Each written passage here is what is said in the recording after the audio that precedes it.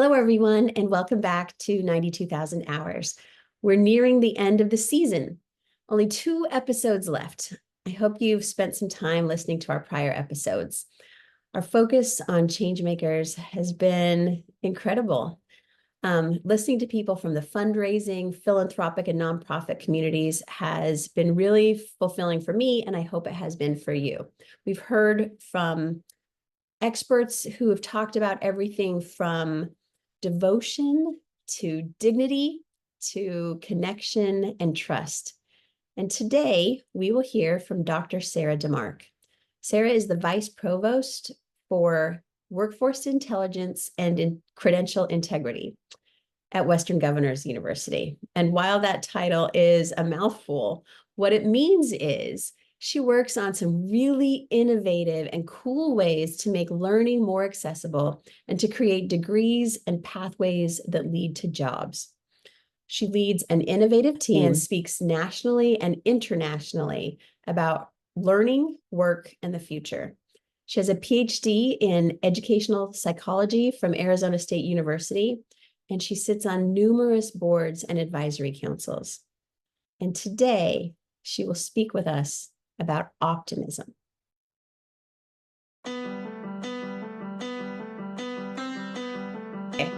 I'm so excited to have you on this podcast. I've wanted to have you on this podcast for, I don't know, a couple of years. Ever since I met you, I thought she's interesting. And then the more I get to know you, your interestingness is like far exceeds what I had hoped it would be. So Thanks. I know, I'm so excited to do this. All right. So, and I can't wait to hear your answer to the big question I ask at the beginning of the podcast for every guest, which is if you remove work, school, volunteerism, sports, all the things that we usually talk about that we do, what is it that you're most proud about of yourself as a human being? Yeah, like this one's hard. Like I feel like there's pressure to come up with like something like amazing and like something like unique. But like I was thinking about it and I would say one of the things like I'm most proud of is that I just I feel like this, I don't want to say a pressure, but like an obligation or something just around continual like self-improvement. And I feel like it's just something that you're never done with. And it's something that I'm constantly trying to be more self-aware about, something that I'm constantly working on, something that like I'm reading a ton on like all the time. And so, yeah, I don't know if there's like this any one like moment or this one like big defining thing, but I think it's just like knowing that like I'm human and that there's always work to be done. And it's never like, yeah, I don't know. I would say that just like throughout like all of my stuff, it's just like, how do I continue to show up better? How do I continue to like advocate better? Like, how do I like present myself better? So I feel like it's like I like that I'm a work in progress and that I know that I'm a work in progress and that like I treat it as such. So I don't know. Like Does that's it my help you have some kindness for yourself, knowing that you're a work in progress? Like, do you, or are you hard on no. yourself? Like, I need to be the best.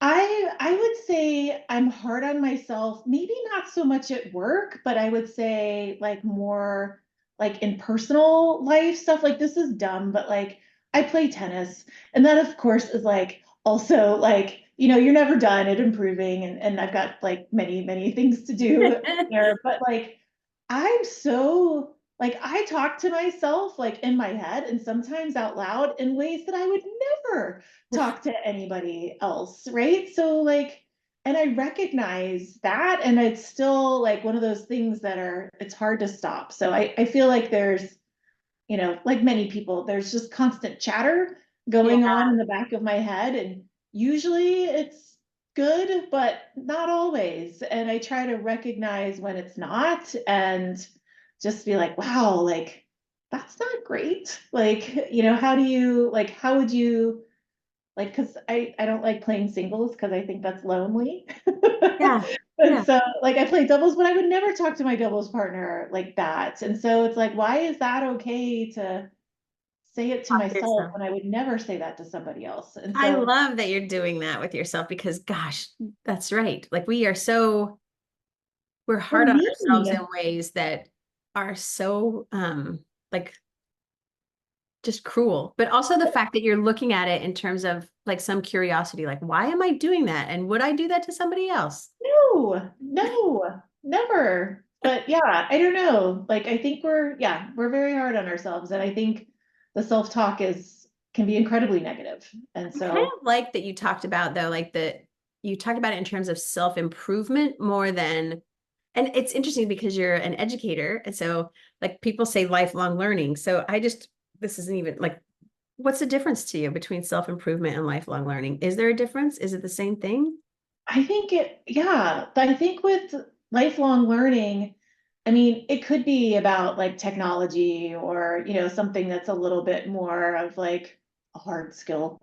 Yeah. But I think that lifelong learning is also just as valuable, if not more so, about like learning about yourself Yeah. and how you show up and how you interact with others and how people perceive you. And so I feel like, yeah, like lifelong learning is also about your own self-development and whichever way that happens to go. Like I think yeah, I don't know. I always say like self-awareness is like one of like the most important things that somebody can have, because if there is that self-awareness or that willingness to try to be more self-aware, then like anything is possible, right? Oh, I I feel love like that. I feel like the Anything is hardest thing, possible. especially as a manager or like working with people, is like when people don't have that self-awareness, oh my gosh, like that's just like it's almost impossible, right? And so yeah, I don't know. So I try to be really like diligent about like reflection, on my own work and how I show up and how I interact with others. And because Well, you're I know it's important. speaking like a complete love language to me. That's totally what this podcast should be about. And I experienced it recently. My mother recently binge listened to all of these podcasts, and there Oh, are nice. many seasons. And what I thought, like my self-centeredness as her daughter, was like, she's going to come out of this and say, "Oh, that you were so good. You're a very good interviewer," or blah, blah. And, or I thought she'd say, "Oh, this guest was amazing." What she came out of it with, and she's been retired for 20 years, she came out of it wanting to talk to me about herself and her own experiences. And this whole podcast was about her Huh, as she listened to that's it. nice. I am thrilled because I am hoping that that's what happens, is that by being vulnerable and being willing to show up and talk about yourself at work and yourself at home and how these different things that you do, that other people can see themselves in it and learn something. And Yeah. yeah, so Connecting, right? It's yeah, all about like connecting. And I mean, I think that's a very nice compliment it's that, not, it was so great. So I can't wait. And this one is going to be amazing because, what would you interview your mom about? oh my gosh, I don't know yet, but I think I'm going to do it. You should. I legitimately think I'm going to do it. And earlier this year, Love it. in some of these recordings, I've recorded my friend Mark Shreve, who works at Education Advisory Board. And he said, Annalisa, you should listen to the Wise podcast with Julia Louis-Dreyfus, because Oh, at the end of every podcast, she asks wise women, like older women, questions. I And love that.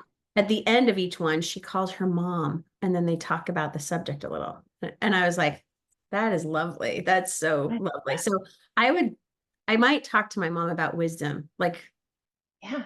what that means to her. That's what I'm thinking. Anyway, but with Okay. you, we're going to talk Okay. about optimism. And Okay. I was thrilled because there's a lot of things that I know you could talk about. And I threw out like, what about this or this or this? And you said, yes, this or this or this. And you're the one that said optimism, which thrills me because that means that there's something about it that interests you. So what is it? What is it about optimism that interests you always and interests you right now? Well, so part of it was I don't know, like whenever you go through those like values exercises and things like that, like optimism and connection actually are the two that most strongly like show up for me. And I feel like that's probably not surprising for people like that know me. But I don't know, like I feel it's, and again, it's tricky, right? Because it's like, I mean, I'm not the expert on this, right? But I just can tell you about like what I think and like how do I approach things.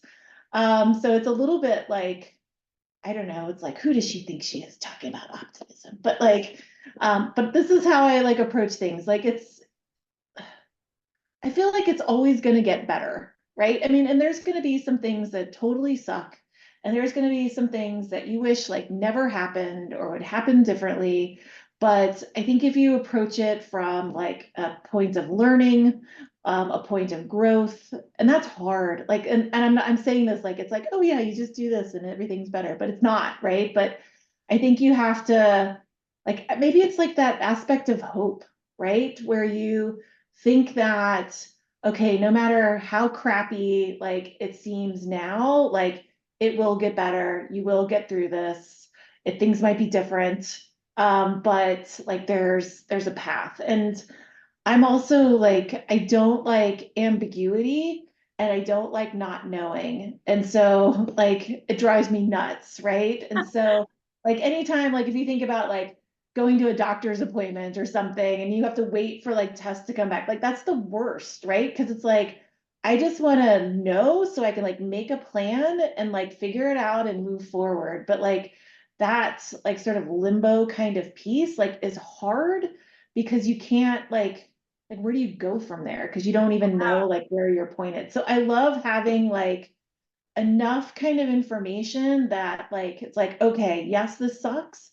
It can get better-ish sometimes, but like we've got to move like in this direction. And so like that's kind of how I try to think about, I don't know, whatever's going on in the world, in like my personal life, work life. It's just it's like, okay, yeah, like, how do we make it better?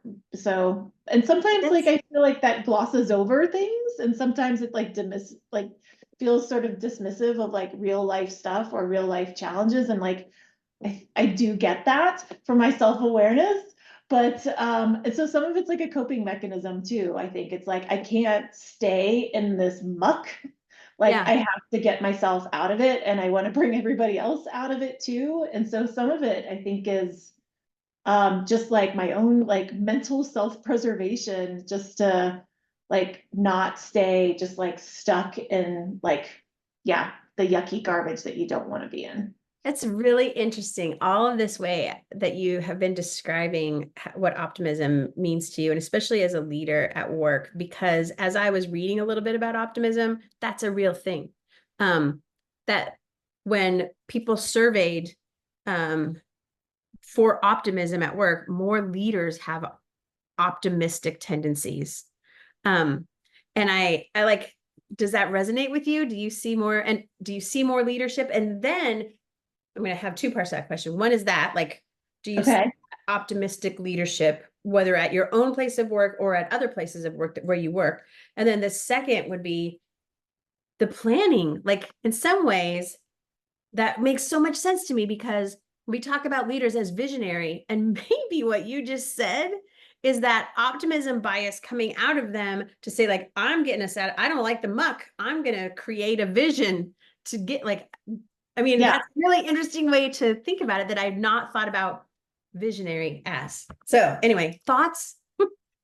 I think I could only report to somebody that had like a higher balance of optimism. Like I would, like I feel like that would be very just hard and heavy and probably depressing to work with somebody that is always like pessimistic and doesn't have that we can figure this out kind of like mentality. Like I personally would have a really hard time like working in that kind of environment. So like I want to work with people that feel like it's possible too. Otherwise, it's like, why are we doing this? And so I think so, yeah, so that doesn't surprise me.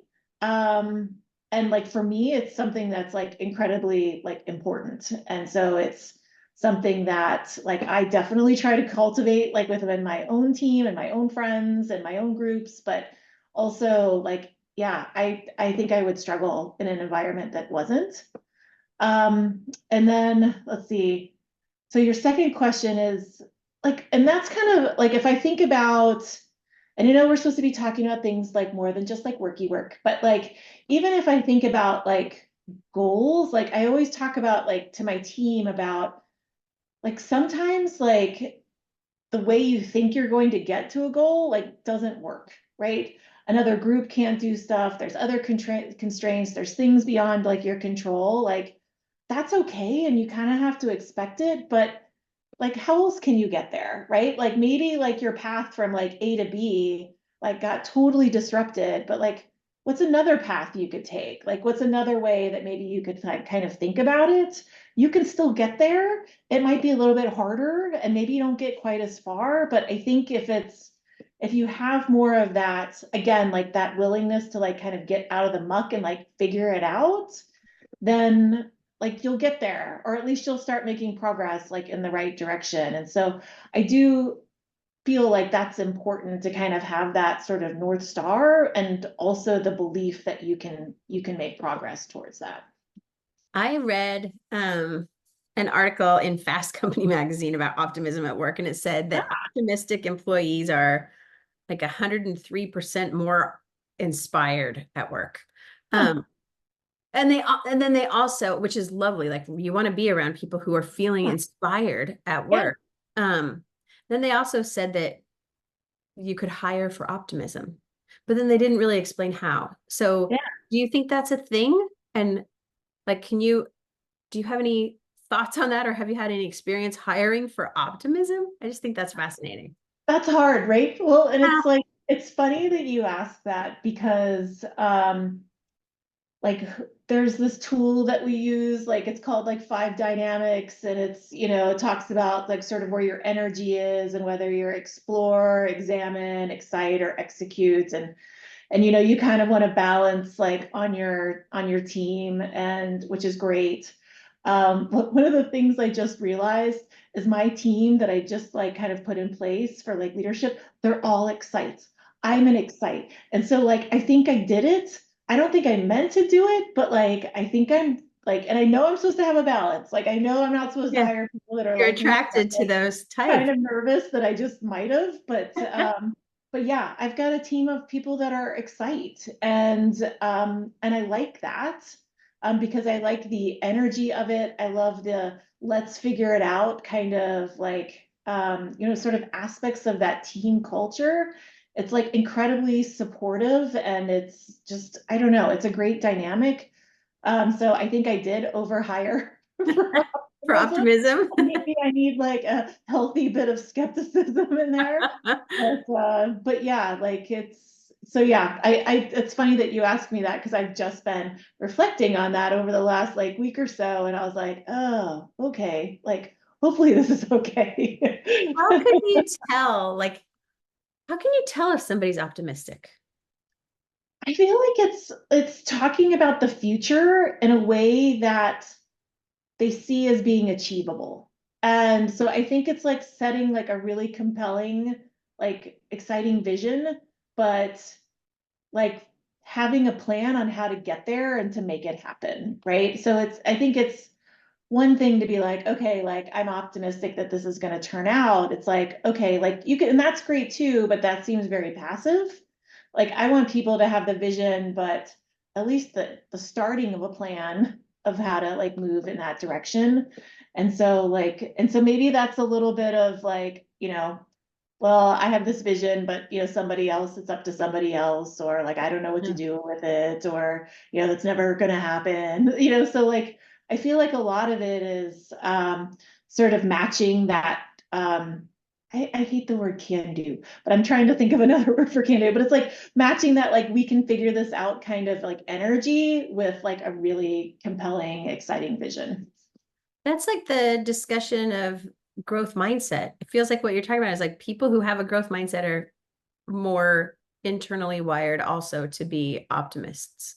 I think so. Yeah. And it's fascinating because like And it's fascinating too, Sarah, because you started this talking about how what you're really into is self-improvement, which is all growth mindset. Like That's true. this is you. That's true. Yeah, but I see it in others that aren't, right? Like my kid, like not like she's definitely like a half a glass empty kind of not so good Fascinating.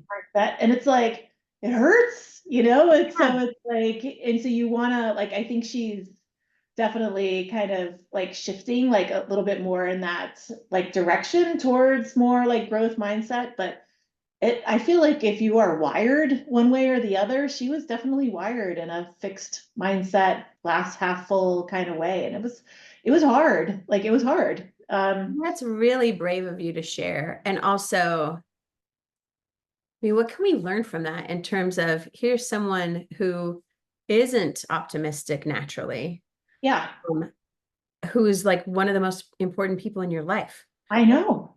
So Like, how has that been? Like what's the experience of that for you?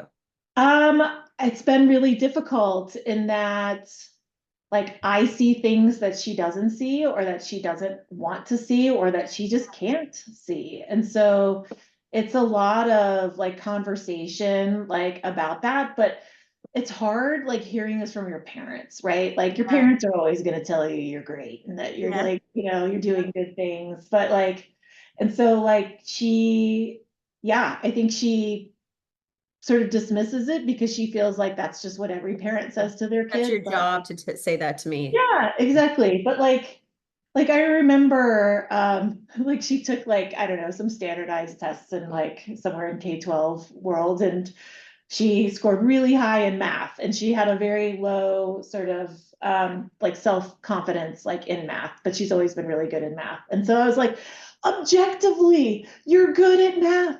This isn't your parents telling you you're good at math. Like, and so she was, and but still like very like dismissive of it. And so it's been like it's been interesting and it's been hard. I don't know, it's hard when you have a kid that doesn't see how awesome that you see They- that. So yeah, yeah. And it affects their ability for a growth mindset. And even I was reading about optimism and that optimists um exhibit more agency. Like on yeah, and yeah, like that's part of it too, right? Like I it's what you're talking about. They'll say like, okay, this path is not, it's this, there's a great big boulder in the way of this path. So how am I going to get around it or over it or go on yeah, a different path? But it yes, doesn't mean that the goal isn't still there for me. yeah, And so exactly. they figure out their own ways to do it rather than the path that society might have set for them or something. Right, right. Yeah, like I don't know. There's like when you work with people that are a little bit more like Eeyore, Yeah. This like is fun. it's hard. Yeah. And it takes like for me, like it makes me sort of uncomfortable. And so like I also feel like I have to put in more energy Yeah. to like, try to get them like excited and having that agency and seeing the possibility. And so I do find it draining to kind of pull people along. And maybe I shouldn't pull them along. I don't know, but it's probably more for my own self than it is for them. That's a good question though, because I think that both of the things are true in terms of both optimism and pessimism being contagious on a team. Yeah. And Yeah. so I can see as a leader wanting to pull the pessimist forward into excitement about something. Yeah. Well, and you can feel, yeah, and there's a feel to it, right? There's like a Yeah. heaviness to it. So yeah, again, like I try to get out of those situations as quickly as possible, because I don't like it. Like it hurts my soul.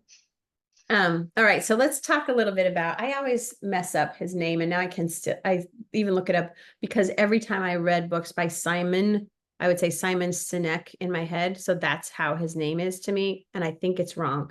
But you know how you do that if you read a name first and Yeah. it's just stuck in your head the Yeah. way your brain read it. Anyway, Yeah. that guy, That he guy. has been doing a lot of research on optimism and positivity. And he says that positivity is blind, but optimism is based in reality. That positivity is telling ourselves and others around us that everything's good, even if it isn't. Where optimism accepts the truth of the reality you're in, but looks forward to a brighter future. So I think that's kind of like I've been thinking about that too. And I was kind of thinking like if I had to like separate out, and I think it's sort of similar, I think positivity is like more how you feel like about a current situation, and optimism is more like future focused. And Hmm. so yeah, I was trying to figure out like how do you separate those out? And I think it's more like you're optimistic about the future or the direction or something that's, a little bit further ahead of you. Whereas positivity seems a little bit more like in the moment. Yeah. Um, so, but I think that's really interesting that the Simon person, Yeah. How do you say his last name? I was going to say cynic. See, it's pretty close. I don't know. Now I'm questioning myself. I'm going to say that. The It makes Simon it, person. I kind of like that if his name is Cynic, it sounds like he's a cynic while we're talking about optimism. Yeah, I think so. um, yeah, that sounds a lot like the way that he talks about it. And it goes to the whole like shadow side of it in terms of they don't, I couldn't come across anything that said toxic optimism, but there sure are a lot of things about toxic positivity. Yeah. Yeah, that's interesting. Okay, so then you could, so maybe in that case, right, you can still be optimistic about like the outcome and the direction and the future, but like maybe the toxic positivity is about not living in the reality of the current situation. And I think that that's kind of the challenge with being like overly optimistic or overly positive is dismissing like current reality or dismissing like potentially people that are having like they see things more negatively, which could be more accurately. And so I definitely think that there you can overdo it. And I think, yeah, so that's like my guess in terms of why it's bad is that it's like the rose-colored glasses and fine, fine, everything's fine. Well, like things are like on fire, like behind you. And so, yeah, And I think that's fascinating. That just, as you described it, I was like, oh my gosh, we're living through watching that in our society right now with the Democratic Party and the presidential election. it's fine, it's Yeah, fine. they're like, maybe that was toxic positivity, where after the Biden debate, they're like, no, it's okay. It's going to be It's fine. fine. Like the He's just actual tired. reality, people are like, no, it's not. Here's the reality you're in. But Yeah, we're you're like, still no, it's actually optimistic on that fire. something better can be done. Like maybe that's really interesting. Like Yes, watching it play out in real time. What that's going to be now my frame for toxic positivity would be, it's Biden. yeah, Biden right after the debate. It wasn't so bad. Like, yeah, it was. George Clooney wrote a New York Times article about Oh, yeah, that one was fascinating. Yeah, and that's also like, I don't know, going back to the beginning comments, self-awareness, right? You would Yeah, hope that like, you know, the leaders of our countries have a little bit more self-awareness. right? Yeah. It's hard though. I mean, that's a really hard thing too, that by the time you become in that, regardless of whether it's, of course, like the presidency or the head of a ticket for to become president, but even leaders of organizations, ultimately, like senior leadership is such a small, rarefied place that it Yeah. is hard to, probably to be completely self-aware because You've people got are people afraid to surrounding you tell that are you. saying how awesome you are all the time. Yeah, yeah. And it's hard to You've know got what the to do, paycheck to match. right?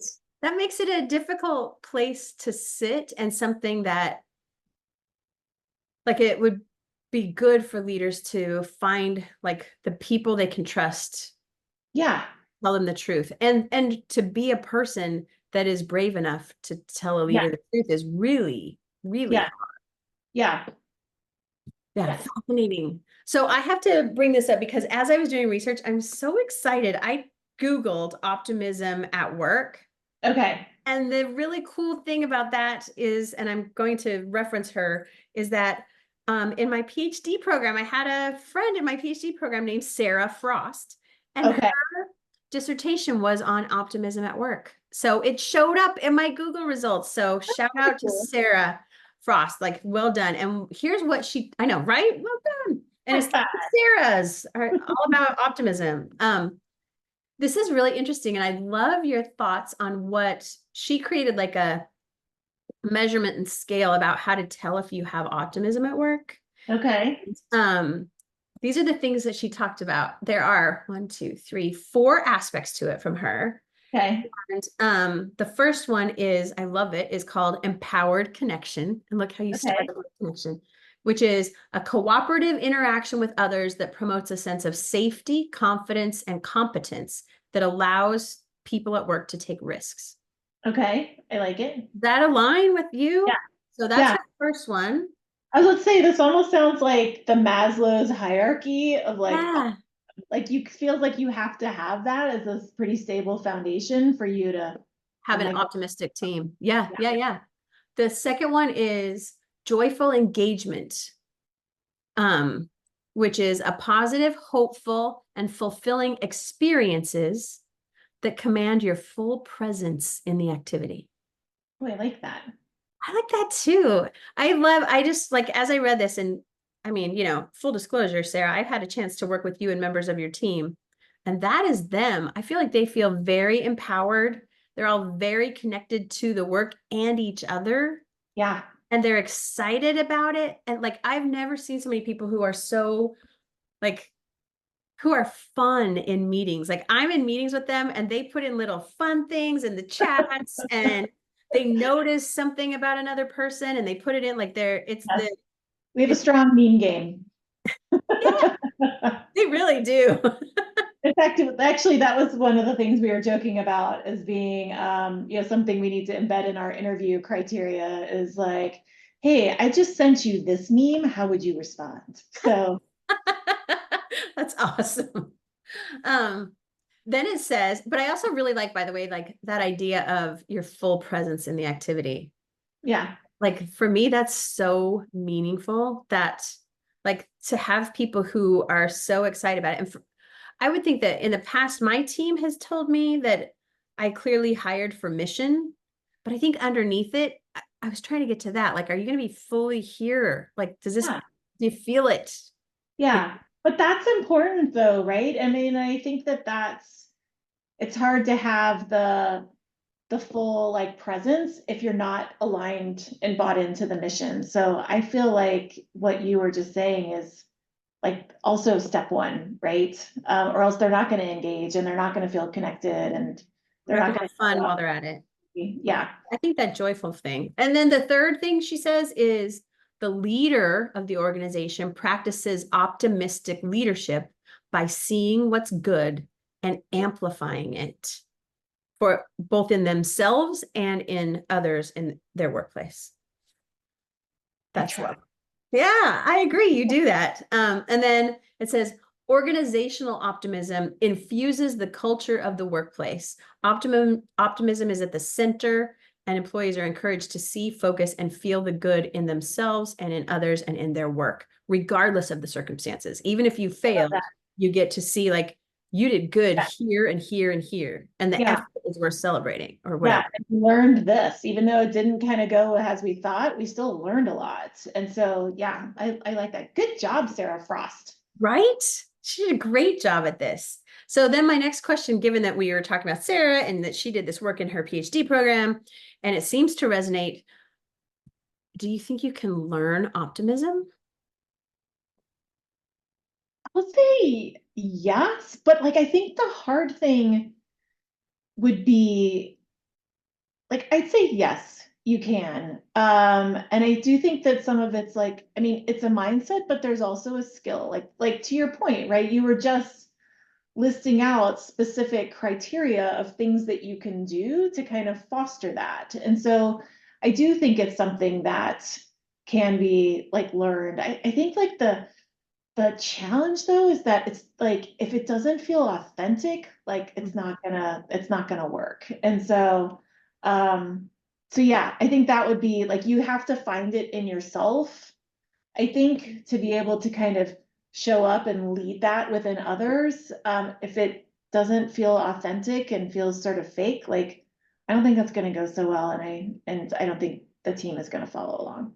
I totally agree with that. And haven't you been present at some things where like you've seen team members who are like her Uh-huh. who are Eeyoring it, but they're Yeah. performative in their optimism. Yes. Yeah. Yes.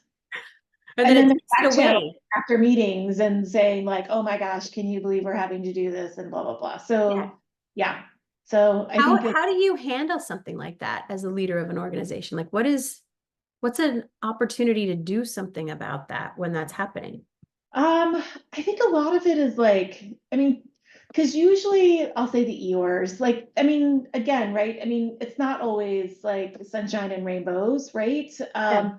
And so there's usually some really important truths, I think, to like what their concerns are, what their beliefs are. Like, I mean, it's not, totally irrational. And so I think it's again kind of maybe it's that separation of like positivity and optimism, right? It's like, yeah, okay, like this is a sucky situation, but like, how do we make it better? How do we move it forward? And so, like, I think in those cases, it's acknowledging, right? Because you don't want like their concerns to feel like they're dismissed, or else they're not Mm. going to listen to really anything else that you are going to say to them. And so I think it's the acknowledging of like their feelings and their perspective. And there's probably again like some really true things there.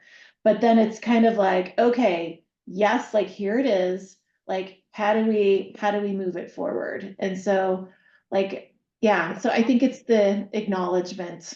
And so that way at least they are feeling heard. Um, But it, sometimes people aren't ready for it. I'll say like, and she would like, I won't tell her that I did this podcast, but like my mom, like I remember like when my like parents were like they went through a divorce, and it was when I was in my 30s, which is weird to kind of have your parents do that after they had been married for 30 years and like yeah, being an adult child and things like that. And like I just remember my mom just being really stuck in it. And it was really hard because it was like, yeah, this sucks, but like what are we going to do about it? Like how are we going to like move forward? And sometimes people aren't ready for yeah. it either. And so I think I learned a lot about like that balance of like nudging things forward but still validating that, people feel pretty crappy about the current situation. But I had a hard time personally just like letting it sit in the muck and not trying to plan on how to move forward. But That's not so every good. I appreciate you sharing that because it's brave and also I think it will resonate with so many of us that moment. And sometimes you do need to sit in the mess and muck of it and feel bad for a little bit. I don't know if you remember this, because I think you were in the room, but I just remember when we were talking about like all of the like cultural belief stuff, and like I remember there was this like we were talking about when people start to feel negative about stuff, and Marty made this comment, and I love it. It's like you can drive through Pity City, but you can't stay there. And so I was like, I love that. It's like I love that because we all have to recognize, right, that like things do suck, and that you have to I'm going to like, take a little detour over here and see Pity yeah, City for a but little you have while. to keep going. You can't park, you can't camp there. You got to keep going. And so I think it's that ability to kind of acknowledge it, but still like get out of it. I had a friend once, it's very similar. He came and spoke at something and he had like his top 10 rules of life that he was counting down. And one of them, I can't remember all of his top 10 rules, I but this like must have it. stayed with me because I needed to hear it. And he said one of his rules was embrace the suck. Yeah. And he's Yeah. like, yeah, every single really great thing, the best relationship of your life, the best job of your life, the best house of your life, like it's gonna also have something that really sucks. It's true. Everything does. So like embrace the suck and know like, yep, oh, here it is. This is the Yeah. part that sucks. So I Yeah. can have the part that's great. Yeah. And maybe you appreciate the greatness more when you Yeah. realize like, oh, it could be this all the time. Yeah. So I'm going to appreciate, these like few things that are great because at least it's not crap all the time. I love that. How do you help people or how do you even approach it yourself? Because when I was thinking about optimism in this podcast, we're at an interesting time right now for all of us, right? Like I have this story of like it's post-COVID, and then I joke, like, is it ever really post-COVID? Because No, I, it's going around again. yeah, right now I have a friend that's really sick right now. And so Yeah, like, we have that, and then we have, inflation, and we have um, we have wars that are, and we see terrible things, and we have polarization, and we have these things that are all really hard and yeah. make it hard to be optimistic. What do you have advice for people in terms of like society? Like how are you optimistic about what the world is like for your daughter when she's your age, or what, like, are you having those conversations? What does that mean for you? Well, so okay, so this is really interesting because like one, and I think it's Hans something or other, Yeah. but wrote this book called Factfulness. Huh. And it was like it was fascinating, right? It was really taking a lot of like big like global trends and showing how like, yeah, okay, like yes, there's some poverty, not to minimize that, that sounded terrible the way I said it, but like it's infinitely better than what it used to be. Yes, like there is quite like it took like all of these like different like aspects of like violence and girls' education and poverty and hunger and like even like endangered species and like all of these different things. And it's like, yes, like it's still there, but like look at the trajectory, right? It is, and like it was actually fascinating because it gave like a multiple choice test. Like, what do you think? Right. And so you would, answer and like you're always going to answer that it's worse than it actually is. And Wow. so like which is it's a great book. It's like super eye-opening. There's actually like a little quiz that you can take online if you don't want to read the whole book. But it's fascinating. Awesome. But like honestly, like in this again, like I don't want it to sound like I've got my head in the sand and I don't want to hear like anything like negative, but like I try not to watch a lot of news, honestly. Yeah.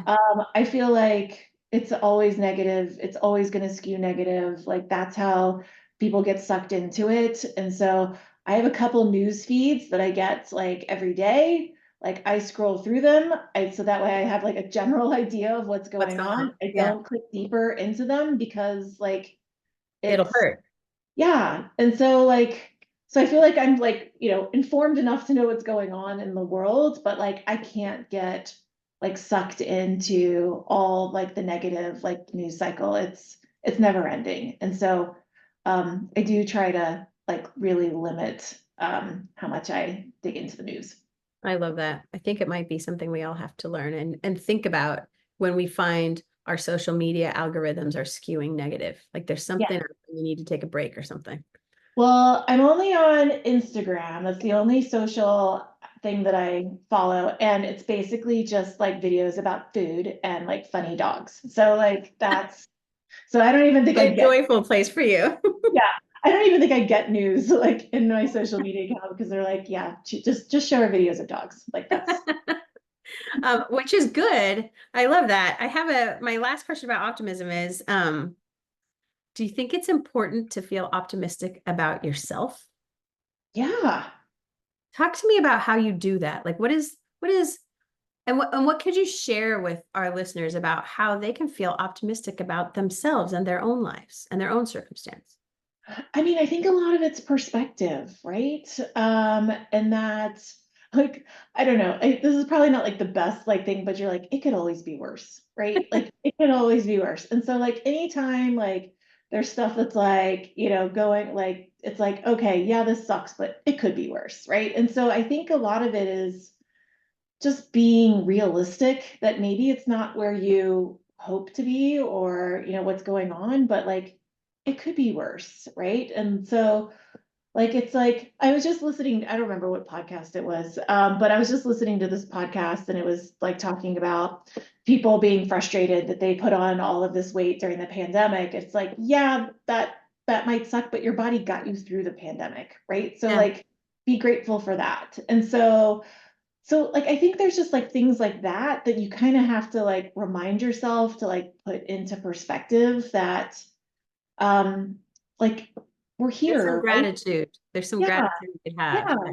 and we're here, and that's a good thing. And so maybe it's not where we want to be, but we're here, and that's like a pretty awesome first step. And so I think, yeah, so I would think it's just like that balance of like being realistic, but also being hopeful about like the future. And so maybe like I am not going to be a champion tennis player, but I can get better at my backhand, right? Maybe I And that am feels not, good.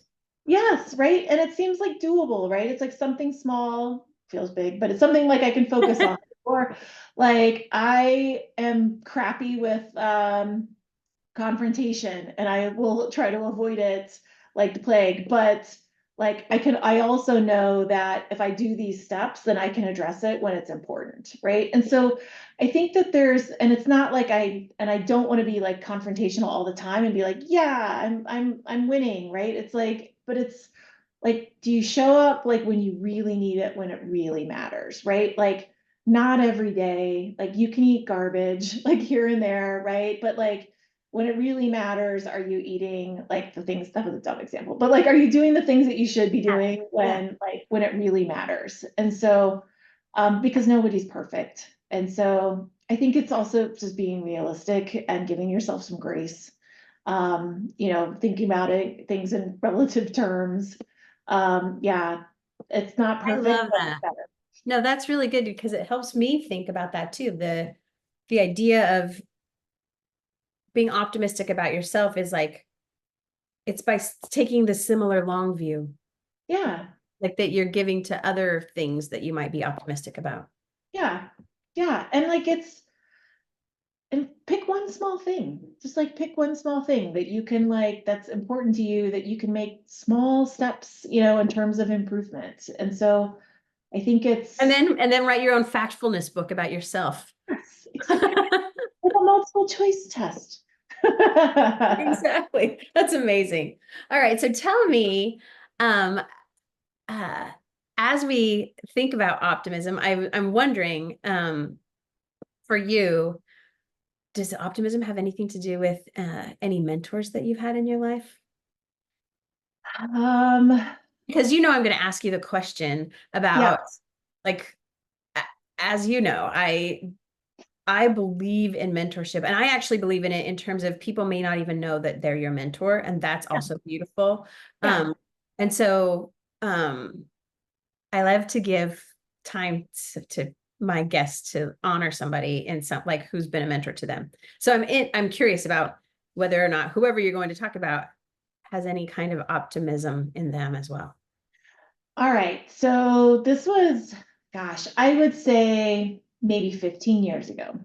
I was working at a large IT company, um, not a great work culture, but IT company paid very well. And so like I remember talking to his name is Ted Ryan.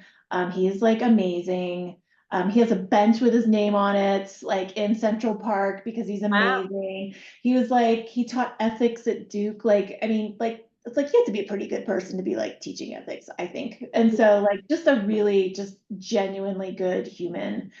And like I remember kind of talking to him because I had this other opportunity that was coming up, and it was like, do you choose a job that like pays you well, but just like is killing your soul? Or do you, take a job that's going to pay you less, but, is going to provide like more of like that culture that's important to you? And so obviously I made the decision to leave and which was like amazing, but like a lot of it was like, again, like knowing that like I can't be my best self in a culture that's not going to support it. And Yeah. so that I think was like in kind of talking through that with him. And then the other piece to that was like my daughter was really young, like at the time, like maybe probably not quite kindergarten. And I just remember thinking like, what would I want her to do like in this situation? Ah, Right? And like, what kind of role model do I want to be for her? Like, do I want to be like the individual that's like miserable, like 40 plus hours a week, but like is bringing home a good paycheck?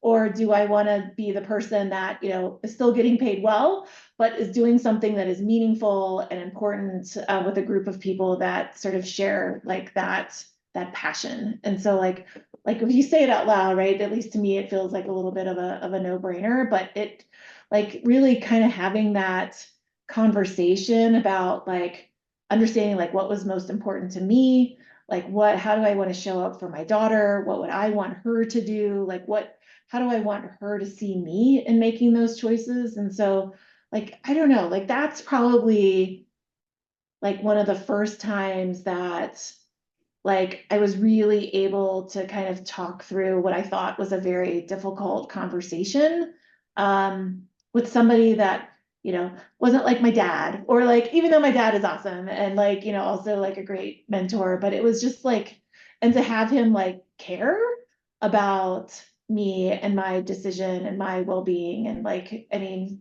it was, yeah, I loved the genuineness of the connection, and that he was able to help me see what was important to me and was just amazingly supportive about it. I love that so much. And in some ways, the way that you talk about it, your Ted Ryan was your mentor who showed up for you in a really important way. And also your daughter was your mentor and she didn't even know it by Yeah, being yeah, like such an important part of your decision-making strategy. yeah, Wanting to honor her in your decision yeah, making. yeah. And I want her to, I mean, everybody wants, actually, this is really interesting. I heard something that's like, everybody wants their kid to be happy, right? But like what I heard, like from, I don't know, I want to say it was a commencement speaker somewhere, and I was like, that's amazing. Like, sure, you want your kids to be happy, but what you really want is for them to be resilient.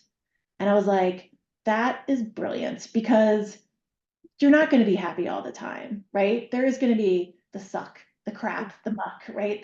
But like what you want is for them to be like resilient. And I think again, like that's kind of that optimistic, hopeful, kind of space to say like, okay, yeah, like I'm not happy right now, but I'm optimistic that I can pull myself, in a positive direction, or like I have hope that this is going to work out in the end. And so like I loved, like, I don't know, I just thought that was brilliant. Like, and so true. Like I do want resilience for my kid.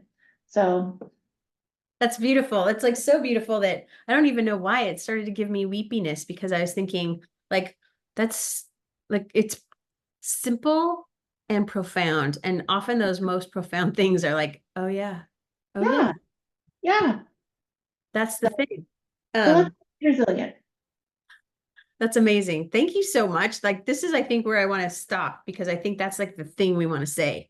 Um, yeah, put the That's pin in it. a mic drop moment. Yeah, that was your mic drop moment. It was good.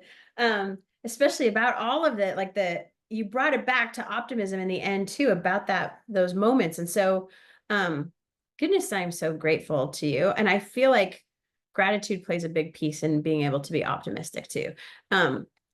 I am so grateful that you were willing to do this with me So and to grateful have a you chance to asked. like chit chat with you, because you teach me things all the time. And now I'm hopeful that you're teaching things through this podcast to people who haven't heard you before. Hi to Annalisa's mom.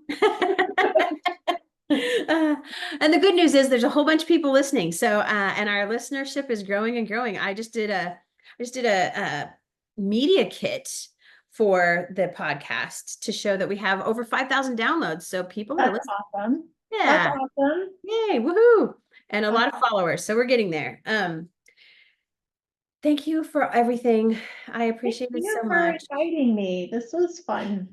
Huge thanks to my friend Sarah DeMark. Her focus on optimism, learning, and ultimately hope is something that I absolutely needed to hear right now. Her optimism bias is inspiring. You can learn more by following her on LinkedIn. You can even see more about her work and ideas at so many places. I suggest you just start by Googling her name, and you'll find interesting articles with the American Council on Education, Holland IQ, and more. It's really inspiring. Next time, we will close out our Changemakers season with our guest, Dale Whitaker. Dr. Dale Whitaker is a former university professor, provost, and president and he's currently advisory and principal officer of U.S. Education Research and Development for the Bill and Melinda Gates Foundation. And we will end our season with him focusing on intention. You won't want to miss it.